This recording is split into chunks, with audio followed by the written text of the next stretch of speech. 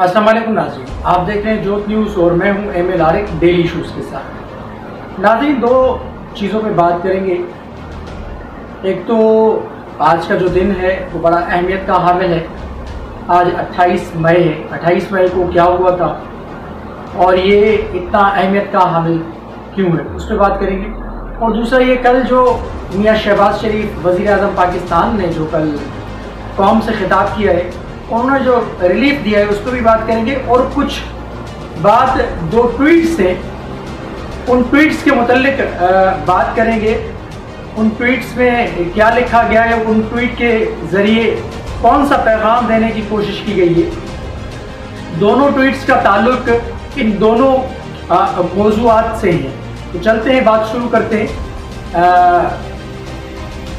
सबसे पहले तो देखें, आज का जो दिन है 28 मई, 28 मई इतना अहमियत का हामिल क्यों है?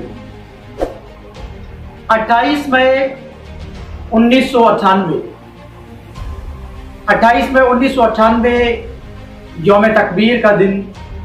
पाकिस्तान आज के दिन एटमी ताकत बना। पाकिस्तान एटमी ताकत बन चुका था, लेकिन पाकिस्तान ने आज के दिन अपना बलूचिस्तान के अंदर चागी के पहाड़ों में वो एटम बम के धमाके की। उस वक्त हुकूमत थी मियाँ नवाज शरीफ साहब की। उस वक्त वो वजीर आज़म पाकिस्तान थे। उनको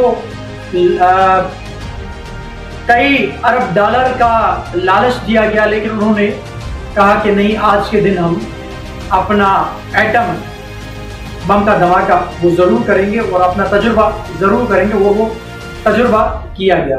वो डट के खड़े हो गए, इसमें कोई शक नहीं है कि उस दौरान 1998 में मियाँ नवाज शरीफ ने एटम बम इस्तेमाल किया। तजुर्बा जो पाकिस्तान ने किया एटम बम का, वो कामयाब तजुर्बा साबित हुआ। उसी दिन यानी आज के दिन 1998 में पाकिस्तान एटमी कुव्वत के तौर पे दुनिया के नक्शे में उभर गया है।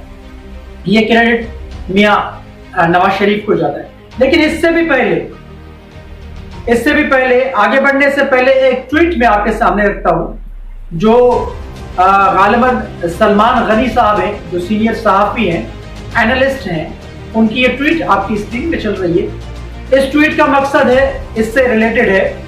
1998 28 मई का जिक्र इस ट्वीट में है, लेकिन उससे पहले जुल्फ़िकार अली भुट्टो का उन्होंने इस ट्वीट में जो जिक्र किया है कि जुल्फ़िकार अली भुट्टो ने अगर यह प्लान ना किया होता, ये तरतीब ना दी होती, और तीसरा जो किरदार है इस पाकिस्तान को, हमारे पाकिस्तान को एटमी कुव्वत बनाने में, वो अब्दुल कदीर खान, जिन्होंने पाकिस्तान को एटम बम दिया।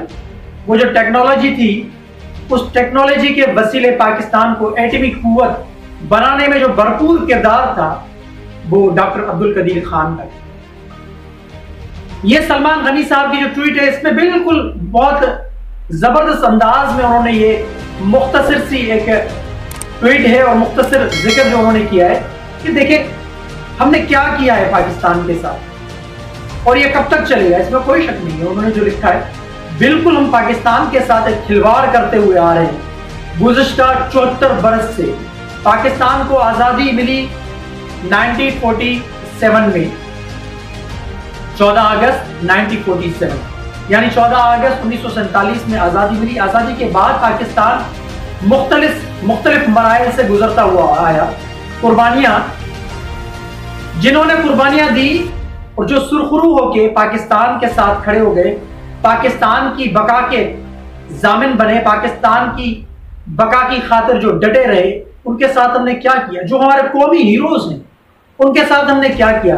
लेकिन इससे भी पहले चलते हैं हम, कायदे आज़म मोहम्मद अली जिन्ना साहब के साथ हमने क्या किया, जो बानियाने पाकिस्तान है, जिन्होंने पाकिस्तान को आजाद करवाया, पाकिस्तान को पाकिस्तान का दर्जा दिया, पाकिस्तान को आजाद करवाया, उनके साथ हमने क्या किया, उनकी फैमिली के साथ हमने क्या किया, उनके खानदान के साथ हमने क्या किया।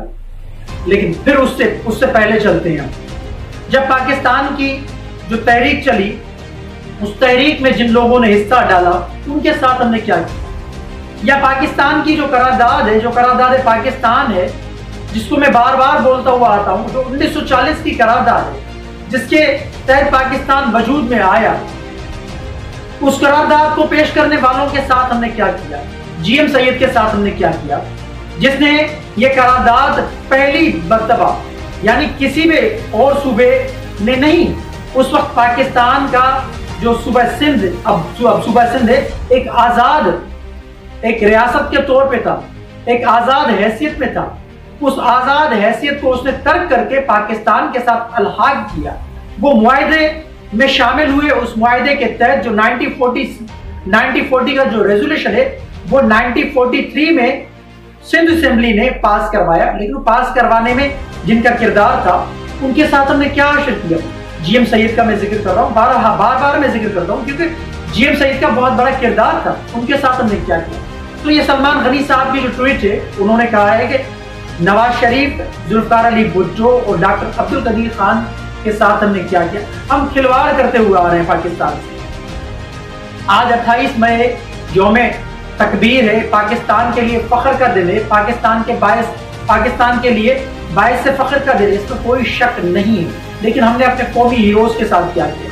तो बराए मेहरबानी ये खिलवाड़ बंद होना चाहिए और उनको निर्वाण होना चाहिए। जो हीरोज हैं हमारे, जिनके साथ हमने जो सलूक किया, अब वो सलूक बंद किया जाए और उनको तारीख में एक सुनहरी अल्फाज के साथ याद किया जाए और आने वाली हमारी नस्लों को बताया जाए कि हमारे कौन कौन से हीरोज हैं जिन्होंने इस पाकिस्तान को बनाने के लिए बड़ा किरदार अदा किया, बड़ा अहम रोल अदा किया और उन्होंने कुर्बानियां देके इस पाकिस्तान के वजूद को, पाकिस्तान की बका को कायम और दायम रखा है और आज तक कायम और दायम रखते हुए आ रहे हैं।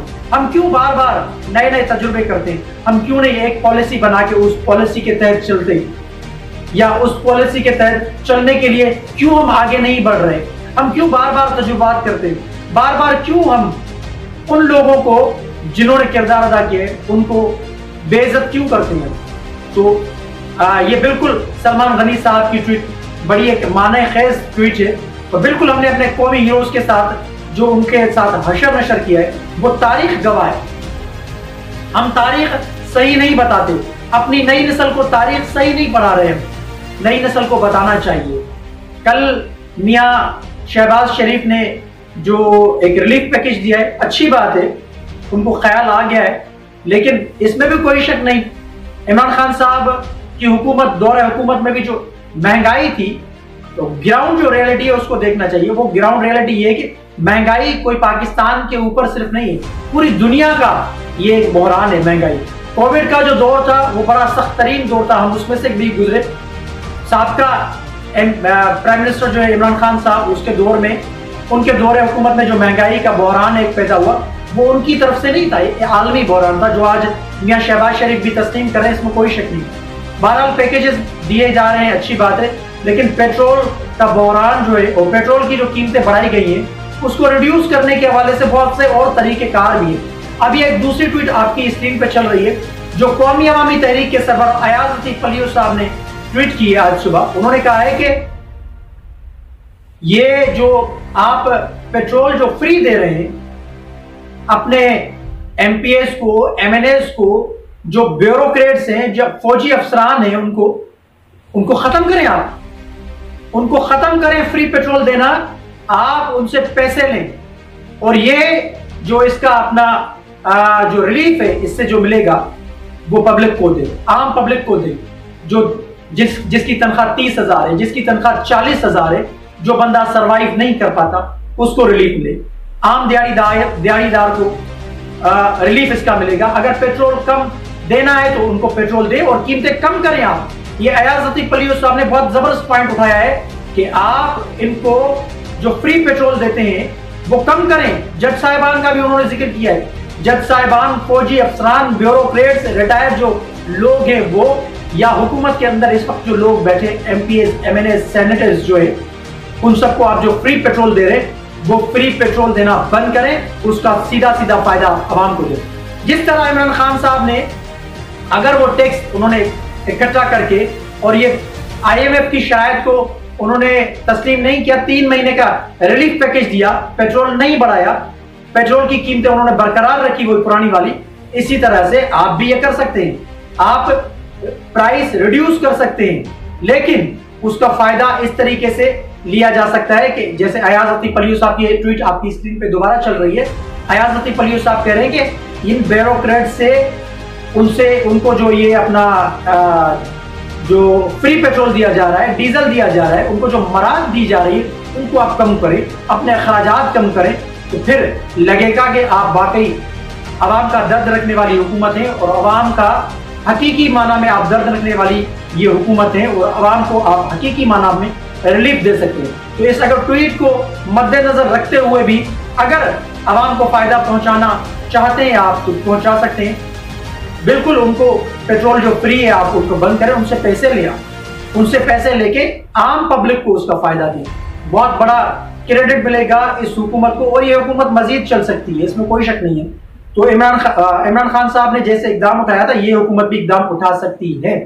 महंगाई, इसमें कोई शक नहीं है, पूरी दुनिया के अंदर ये महंगाई का तूफान है, लेकिन कंट्रोल करने के लिए कई रास्ते, उन रास्तों को अपनाया जा सकता है जिससे, जैसा कि ये ट्वीट जो अयाज लतीफ पलियो साहब की ट्वीट है, इसके तहत भी आप कंट्रोल कर सकते हैं। अगर हुकूमत की नीयत साफ हो, हुकूमत पब्लिक को रिलीफ देना चाहे तो बिल्कुल हुकूमत पब्लिक को रिलीफ देना चाहती है, लेकिन नीयत साफ होनी चाहिए तो मंजिल भी आसान हो जाती है और नीयत साफ होने से पब्लिक को रिलीफ मिलेगा।